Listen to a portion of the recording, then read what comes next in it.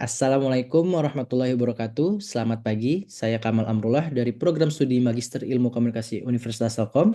Hari ini saya akan memaparkan hasil kajian saya yang berjudul Analisis Filsafat, Komunikasi dalam Praktik Media Massa, Kebebasan Pers, dan Komunikasi Publik. Studi ini menyoroti dinamika relasi antara pemerintah dan media, khususnya dalam konteks komunikasi publik seorang pejabat negara yang berdampak pada kebebasan pers. Oke.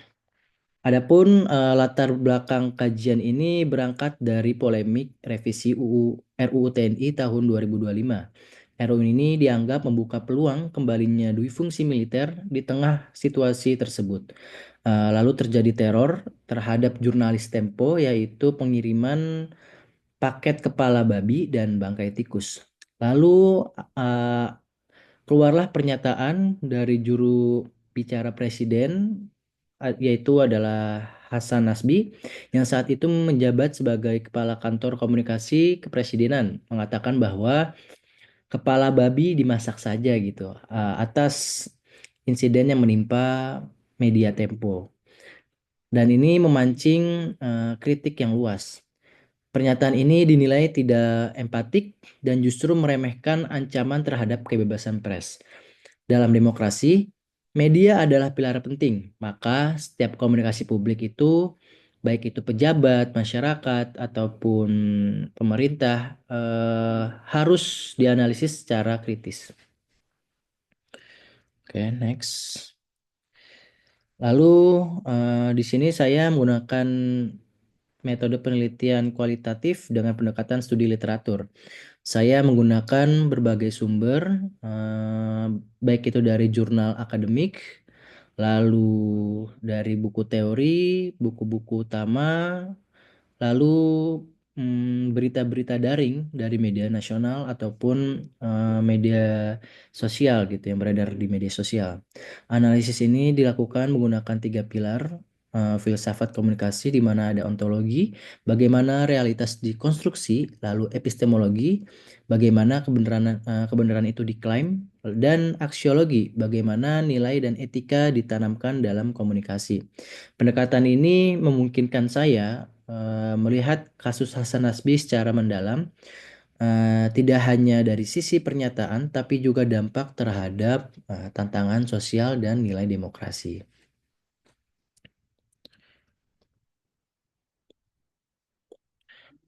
Oke, selanjutnya ontologi komunikasi. Kita mulai dari ontologi komunikasi yang membahas hakikat realitas. Dalam konteks komunikasi massa, realitas sosial tidak bersifat objektif, melainkan hasil konstruksi sosial melalui bahasa dan narasi. Menurut Berger dan Luckman, realitas dibentuk melalui 3 proses. Itu yang pertama adalah eksternalisasi, objektivasi, dan internalisasi. Media dan pemerintah adalah aktor-aktor yang saling berlomba membentuk versi realitas mereka masing-masing. Oleh karena itu, ketika seorang pejabat berbicara di ruang publik, ia tidak hanya menyampaikan pesan tetapi sedang membentuk cara pandang masyarakat terhadap suatu isu. Eh, Selanjutnya, epistemologi komunikasi. Yaitu bagaimana cara kita mengetahui dan memahami sesuatu sebagai kebenaran. Jadi media memiliki tanggung jawab epistemik, menyajikan informasi yang terverifikasi dan berimbang. Namun dalam praktiknya, informasi dibingkai untuk membentuk opini publik. Teori framing dari Enman menjelaskan bahwa media itu tidak netral. Mereka memiliki fakta mana yang disorot dan bagaimana cara menyajikannya.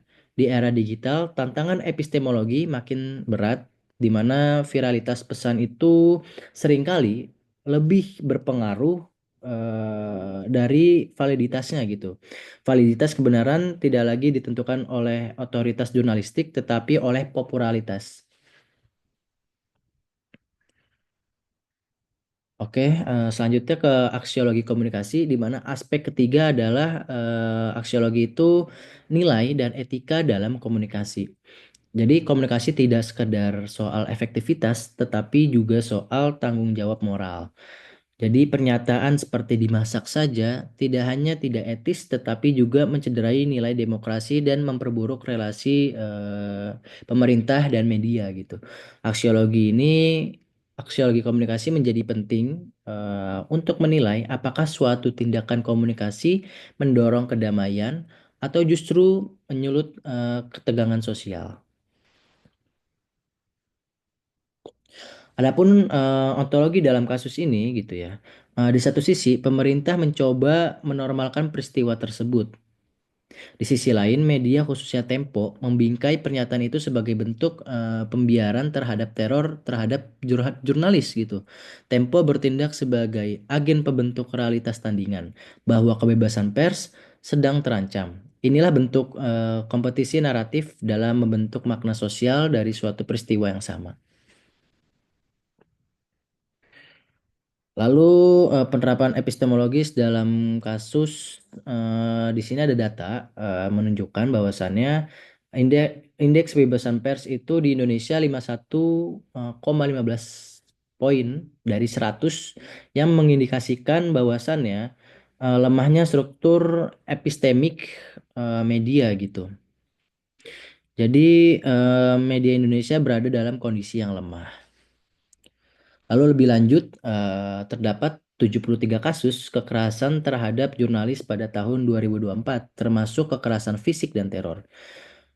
Eh, Framing media terhadap pernyataan Nasbi ini menjadi sangat penting gitu ya, karena framing ini membentuk publik menafsirkan apakah pemerintah bersungguh-sungguh melindungi pers atau justru bersikap